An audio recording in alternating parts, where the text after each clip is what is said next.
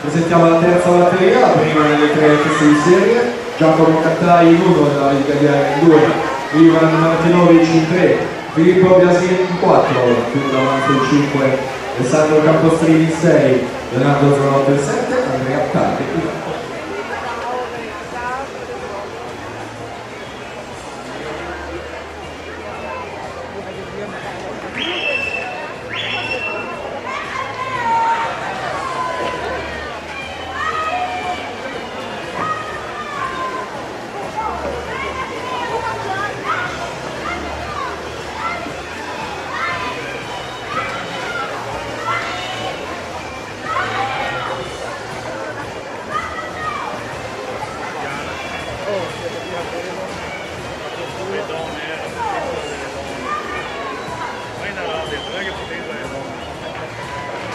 Francesco Parolino, 1,361, si aggiudica questa seconda batteria.